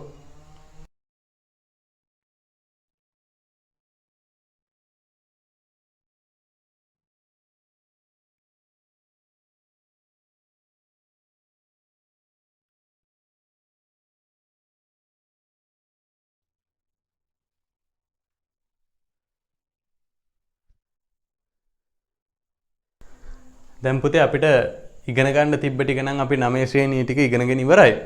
මම මේ අභ්‍යාස දෙකකින් ගණන් දෙකක් ඔයාලට හදලා පෙන්නන්න ඕන කියලා හිතුවා. මම 16 දෙක අභ්‍යාසයේ දෙවෙනි ගානේ 5 වෙනි රෝම ඉලක්කම ගානයි ඔයාලට දීලා තියෙන මිශ්‍ර අභ්‍යාසයේ දෙවෙනි ගානයි මම බෝඩ් එකේ ඇඳලා තියෙනවා. මම මේ දෙක ඔයාලට හදලා පෙන්නන්න හදන්නේ. පුතේ 16 දෙක අභ්‍යාසයේ දෙවෙනි ගානේ කියලා තියෙනවා මෙන්න මේ ඉංග්‍රීසි අකුරු වලින් දක්වලා තියෙන අගයන් හොයන්න කියලා. එතකොට මෙන්න මේ ගාන මම හදන්න හේතුව ඔයාලා මෙන්න මෙතනදී වරද්ද ගන්නවා ඒකාන්තර කෝණ කියන කෙනා. කෙනෙක් මේ x වලගේ 78යි කියලා අරන් තියනවා නම් එයා සම්පූර්ණයෙන්ම වැරදි. හේතුව තමයි බලන්න එතන කවදාවත් ඒකාන්තර කෝණ හැදෙන්නේ නැහැ. බලන්න ඒකාන්තර කෝණ හැදෙන්නේ සමාන්තර රේඛා දෙකක් එකම සරල රේඛාවකින් ඡේදනය වෙලා. ඉතින් මෙතන එක සමාන්තර රේඛාවක් තියෙනවා. කෝ මෙයා සමාන්තර නෙමෙයිනේ. මෙයත් සමාන්තර නෙමෙයිනේ. ඉතින් සමාන්තර රේඛා දෙක එකම සරල රේඛාවකින් ඡේදනය වෙනවා කියන්නේ මෙන්න මෙතන ඉඳලා මෙතෙන්ට. එහෙනම් පුතේ z අකුරක් හැදෙන්න පුළුවන් කොතනද? මෙන්න මේ ටිකේ. මේ බලන්න. මෙන්න මෙහෙම ඇවිල්ලා මෙන්න මේ රතු පාටින් මම ලකුණු කරන මෙන්න මේ කෝණයයි මේ කෝණයයි නම් ඒකාන්තර කෝණ වෙන්න පුළුවන්. මොකද හේතුව මේ සරල රේඛාවත් මෙයාගෙන් කැපිලා මේ සමාන්තර රේඛාවත් මෙයාගෙන් කැපිලා මේ සමාන්තර රේඛාවත් මෙයාගෙන් කැපිලා තියෙනවා. එහෙනම් මෙන්න මෙතන නම් අපිට z ආකාරයේ කෝණයක් හැදෙන්න පුළුවන්. එහෙනම් මෙතන අංශක 52ක් වෙද්දි මෙන්න මෙයා අංශක 52යි කියලා අපිට කියන්න පුළුවන්. ඒක හරි. ඒක වැරදි නෑ. මෙතන අංශක 52ක් වෙද්දි මෙතනත් අංශක 52යි කියලා අපිට කියන්න පුළුවන්. එහෙනම් අපි රූප සටහන පැහැදිලිව ඇඳලා ඒ රූප සටහනටම ඕක දත්තයක් විදියට දාගත්තට ගැටලුවක් නැහැ. මොකද හේතුව අපිට ගානේදි කියන්නේ නැහැනේ මෙන්න මෙතන ඉංග්‍රීසි අකුරක් දීලා නැහැනේ. මේ මෙතන ඉංග්‍රීසි අකුරක් දීලා නැහැ. හැබැයි අපිට එයාව හොයාගන්න නැතුව මේක කරන්නත් බෑ. එහෙම නැත්නම් ඔයාලට මෙහෙම වැඩක් කරන්න පුළුවන්. මෙතන x තියෙන හින්දා මෙතෙන්ට දාගන්න y කියලා. දාලා දැන් අපි y කවුද කියලාත් ලියනවා. එහෙනම් අපිට ලියන්න පුළුවන් y සමානයි අංශක 52යි. හේතුව මොකද්ද? ඒකාන්තර කෝණ. ඒකාන්තර කෝණ හින්දා මෙන්න මේ අපි දාගත්ත y එක අංශක 52ක් වුණා. හැබැයි ඒක අපේ උත්තරයක් නෙමෙයි. මොකද අපෙන් y කවුද කියලා අහන්නේ නැහැ. x කවුද කියලා තමයි ගානේදී අහන්නේ. එහෙනම් දැන් මෙන්න මේ කොටස අමතක කරාට පස්සේ බලන්න ත්‍රිකෝණයක පාදයක් දික් කරලා බාහිර කෝණයක් හදලා තියෙනවා. අභ්‍යන්තර සම්මුඛ කෝණ දෙකක් x හා y කියලා දීලා තියෙනවා. එහෙනම් දැන් අපිට ලියන්න පුළුවන් 78 සමාන වෙනවා x එකතු කිරීම y ට. හරි නේද පුතේ? බාහිර කෝණය 78යි අභ්‍යන්තර සම්මුඛ කෝණ දෙක එකක් x එකක් y කියලා තියෙනවා. එහෙනම් දැන් ආදේශ කරන්න පුළුවන් අංශක 78යි x තමයි අපි දන්නේ නැත්තේ y අපි දන්නවා 52ක් කියලා. එහෙමනම් මෙන්න මේ 52 ඍණ 52 විදිහට මේ පැත්තට ආපුවාම x කියන කෝණය සමාන වෙනවා බලන්න 8න් දෙකක් අඩු වුණාම 6යි අංශක 26කට මේක සමාන වෙනවා. එහෙනම් අපි ඔන්න x ගේ අගය හෙව්වා අංශක 26යි කියලා. හරි. පැහැදිලි නේද? ඔන්න 16 දෙක අභ්‍යාසයේ දෙවෙනි ගානේ 5 වෙනි රෝම ඉලක්කම. ඊළඟට බලන්න මිශ්‍ර අභ්‍යාසයේ දෙවෙනි ගාන අපිට මෙන්න මෙහෙම තමයි දීලා තියෙන්නේ රූප සටහන. තව අපිට දත්තයන් කීපයක් දීලා තියෙනවා මේකේ දාගන්න පුළුවන් අපිට මේ දත්ත දීලා තියෙන වචනෙන් දීලා තියෙන ඒවා. අපිට කියනවා දී ඇති රූපයේ APD බලන්න APD කෝණය කවුද? මෙන්න මෙතන P අකුරක් තියෙනවා. එහෙනම් APD කියන කෝණය අංශක 146 කියලා අපිට දීලා තියෙනවා. APD කියන කෝණය අංශක 146 කියලා දීලා තියෙනවා. හා PDC බලන්න PDC මෙන්න මේ කෝණය අපිට දීලා තියෙනවා අංශක 85ක් කියලා. අපෙන් ප්‍රශ්නේ අහන්නේ ABQ කවුද කියලා. බලන්න එහෙනම් ABQ කියන්නේ මෙන්න මේ බාහිර කෝණය කවුද කියලා තමයි අපෙන් අහන්නේ. හරි. ওই ටික තමයි අපිට දත්තයන් විදියට දීලා තියෙන්නේ. මෙතන APD කෝණය අංශක 140යි කියලා දීලා තියෙනවා. ඒ වගේම PDC කෝණය අංශක 85යි කියලා අපිට දීලා තියෙනවා. හරි. දැන් බලන්න එහෙනම් අපි මේ අනිත් කෝණයන් වල අගයනුත් හොයාගත්තට ගැටලුවක් නැහැ. ඒ කොහොම හරි අපි හොයාගන්න ඕන ABQ කියන බාහිර කෝණයේ අගය. හරි.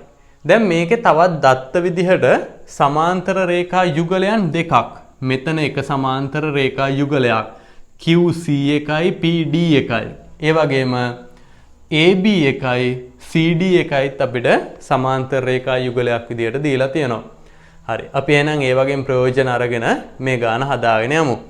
දැන් බලන්න පුතේ මෙන්න මේ PCD කියන කුඩා ත්‍රිකෝණය ගත්තාම මම මේ අඳුරු කරලා තියෙන මෙන්න මේ කුඩා ත්‍රිකෝණය ගත්තාම එයාගේ පාදයක් දික් කරලා තමයි මේ බාහිර කෝණය හැදිලා තියෙන්නේ.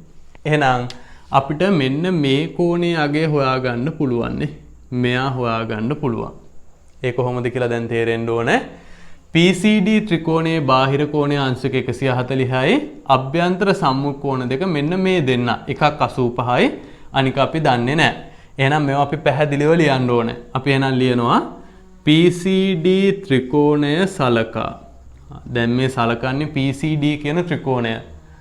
අපිට ලියන්න පුළුවන් අංශක 140යි බාහිර කෝණය එකක් අංශක 85යි අනිත් එක PCD අපි ඒක දන්නේ නැහැ. එහෙනම් PCD කෝණය කියලා ලියනවා.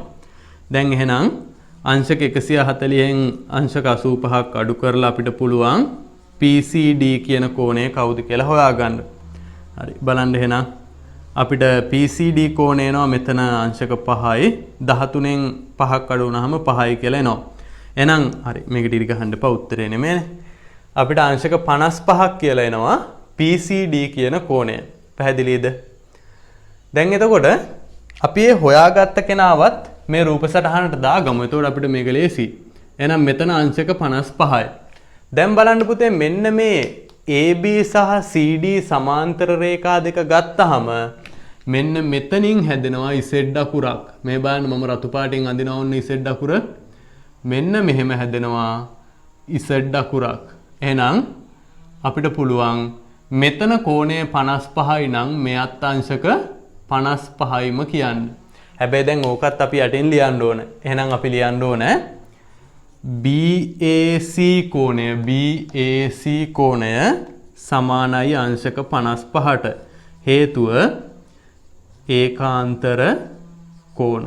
ඒකාන්තර කෝණ හින්දා මෙන්න මෙයත් අංශක 55යි කියලා අපි හොයාගත්තා. හරි. දැන් එතකොට මේ දීලා තිබ්බ දත්ත වලින් අපි ප්‍රයෝජනයට ගත්ත කට්ටිය කවුද කියලා බලන්න. 140 ප්‍රයෝජනයට ගත්තා. 85 ප්‍රයෝජනයට ගත්තා. මෙන්න මේ රේඛා දෙක සමාන්තරයි කියන එක ප්‍රයෝජනයට ගත්තා. අපි ප්‍රයෝජනයට නොගත් කෙනෙක් ඉන්නවා. ඒ කවුද? ඒ තමා මෙන්න මේ රේඛා දෙක සමාන්තරයි කියන දේ අපි තාම ප්‍රයෝජනයට අරගෙන නැහැ. මෙන්න මෙයයි සමාන්තරයි කියන එක තාම අපි ප්‍රයෝජනයට අරන් නැහැ. එහෙනම් අන්න ඒක අරගෙන අපිට පුළුවන් මේ කෝණය කීයද කියලා හොයාගන්න. අපි මොකද්ද ගන්න ක්‍රමය? අපිට පුළුවන් මිත්‍ර කෝණවල එකතුව අංශක 180යි කියන ප්‍රමේය අරගෙන මෙන්න මෙතන තියෙන ACB කියන මේ කුඩා කෝණ කොටසේ අගය අපිට හොයාගන්න පුළුවන්.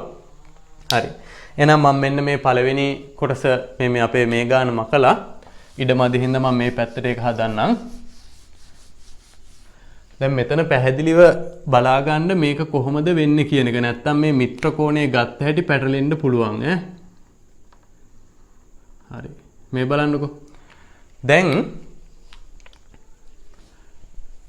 මේ රේඛා දෙක මම කළු පාටින් ඔන්න අඳිනවා. මේ දෙන්න සමාන්තර රේඛා වෙද්දී මේ මෙතන නේද මිත්‍ර කෝණ දෙක හැදෙන්නේ. මේ මෙතන එකක්. අනිත් එක මේ සම්පූර්ණ කෝණය නෙමේද? ඔන්න මම අඳුරු කරලා තියනවා මිත්‍ර කෝණ දෙක අඳුරු කරලා දීලා තියෙනවා. කළු පාටින් අඳුරු කරා. මේ දැන් ඔයාලට පැහැදිලි ඇති මේ රේඛා දෙක සමාන්තර වෙද්දි මෙතනයි මේ සම්පූර්ණම තමයි මිත්‍ර කෝණ වෙන්නේ. හැබැයි දැන් එක කෝණයක් නම් අංශක 85යි කියලා තියෙනවා. අනිත් එක කොටස් දෙකකට තියෙන්නේ. එතන තමයි අපි තේරුම් ගන්න ඕනේ තැන. එහෙනම් අපිට ලියන්න පුළුවන් මෙහෙම. මේ බලන්න. මම ලියනවා PDC කෝණය ධන ඒ කියන්නේ මෙන්න මෙයා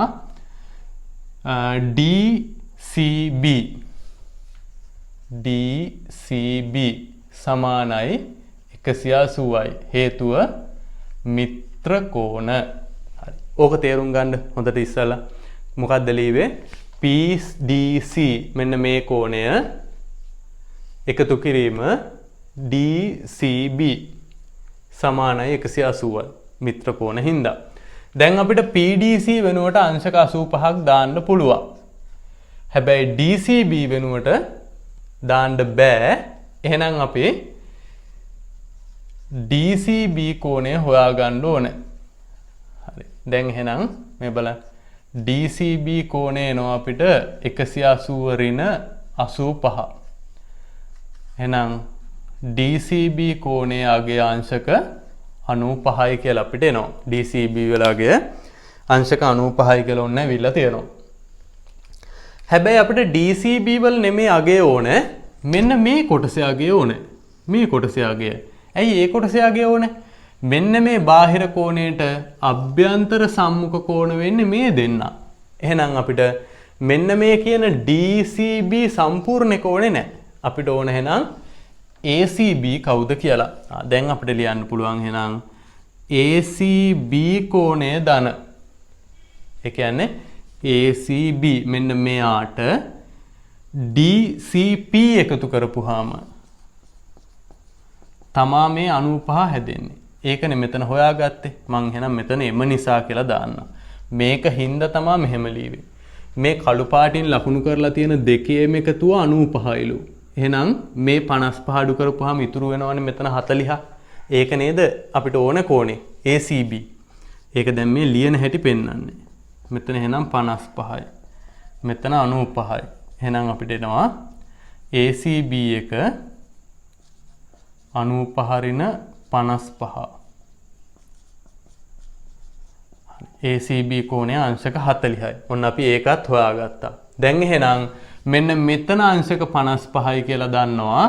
මෙතන අංශක 40යි කියලා දන්නවා. ඔන්න අපිට ඕන අභ්‍යන්තර සම්මුඛ කෝණ දෙකේම අගය අපි දන්නවා.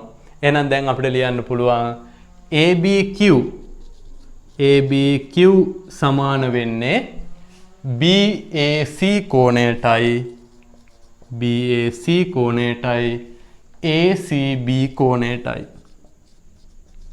එතකොට BAC එක අපි හොයාගෙන තියෙනවා අංශක 55යි කියලා. ඒ හොයාගත්ත විදිය මෙන්න මෙහි ලියලා තියෙනවා. ඊළඟට ACB එක අංශක 40යි කියලා අපි හොයාගෙන තියෙනවා. ඒ හොයාගත්ත විදිය මෙන්න මෙහි ලියලා තියෙනවා. එහෙනම් මේ ගාන පටන් ගන්න පුතේ මෙතනින් ඈ. මෙහෙම එන්නේ. දැන් මේ ඉවර වෙන්න යන්නේ. එහෙනම් අපිට එනවා ABQ කෝණය සමානයි අංශක 95යි කියලා අපිට උත්තරයක් එනවා. හරි. තවත් විදිහකට ඕනනම් ඕක ගන්න තිබ්බා. මේ මෙතන ABQ වලගේ අංශක 95යි කියලා මෙන්න මෙතනින්ම ගන්නත් තිබ්බා. මේ කළු පාටින් මම ලියලා තියෙන මෙන්න මේ කොටස හදන්න නැතුව හදන්නත් ක්‍රමයක් තිබ්බා. හැබැයි මට ඕන වෙලා තිබ්බා මේ පාදයක් දික් කිරීමෙන් සෑදෙන බාහිර කෝණයේ ප්‍රමේයත් මෙතෙන්ට ගන්න. ඒ හින්දා මම මේ කොටස ලියලා මේ විදිහටම හැදුවා. එහෙම නැත්නම් පුතේ තව ක්‍රමයක් තියෙනවා. මේ දෙන්න සමාන්තර රේඛා හින්දා මෙතන 95යි නම් කෙලින්ම මෙතනත් 95යිනේ. ඒ අනුරූප කෝණනේ. එකපාරින්ම ගන්න තිබ්බා. මේ කිසිම කතාවක් නැහැ. මේ කළු පාටින් ලියලා තියෙන මේ කොටසම නැතුව එකපාරම අපිට කියන්න තිබ්බා ඕනනම් ABQ එක අංශක 95යි කියලා. පැහැදිලිද? මේ කළු පාට කොටස නැතුව. එහෙනම් ඒක ගැනත් ඔයාලා චුට්ටක් හිතලා බලන්නකෝ. කොහොමද මේ කළු පාට කොටස ලියන්නේ නැතුව මේ මෙතන කෝණය අංශක 95යි කියලා හොයාගත්තාම මෙයත් 95යි කියන්නේ කියලා. නේ? හිතන්න චුට්ටක්. කොහොමද ඒ කියන්නේ? මේ රේඛා දෙක සමාන්තර රේඛා හින්දා අනුරූප කෝණ වලින් F අකුරක හැඩය තියෙන කෝණ හින්දා අපිට ඕනනම් මේ කොටස ලියන්න නැතුව කෙලින්ම කියන්න තිබ්බා මේ අංශක 95යි කියලා. හැබැයි මට අර අභ්‍යන්තර සම්මුඛ කෝණ පෙන්වන්න ඕන හින්දා මම මේ කොටසත් ලියුවා. හරිනේ? කවුරු හරි මෙතන අනුරූප කෝණ වලින් කෙලින්ම 95යි කියලා ලියවත් වැරද්දක් නැහැ. හරි. එමනම් පුතේ ඔන්න ඔය විදිහට අපිට මේ 16 වෙනි පාඩම ඉවර කරන්න පුළුවන්. අනිවාර්යයෙන්ම අභ්‍යාසවල තියෙන ගණන් ටික හදන්න ඕනේ. ඒ වගේම මගේ නිබන්ධනවල ගණන් ටිකත් හදන්න ඕනේ. මොකද ගණිතය කියන විෂය අර මම හැමදාම කියනවා වගේ පාඩම් කරලවත් උගන්වන දෙයක් අහගෙන ඉඳලවත් ගණිතයේ දක්ෂයෙක් වෙන්න බෑ. ගණිතයේ දක්ෂයෙක් වෙන්න නම් මේවා හදන්න ඕනේ. Taman තනියෙන් හදන්නම ඕන. එහෙම හැදුවොත් ඒ අත්දැකීම් එක්ක අපිට පුළුවන් ගණිතයේ විෂය දක්ෂයෙක් වෙන්න. එහෙමනම් පුතේ අනිවාර්යයෙන්ම මේකේ වැඩ ටික කරන්න, අභ්‍යාස ටික හදන්න, නිබන්ධනය ගණන් ටික හදන්න. ඒ වගේම පරිස්සමින් ඉන්න ගෙදරට වෙලා එහෙනම් හැමෝටම තෙරුවන් සරණයි.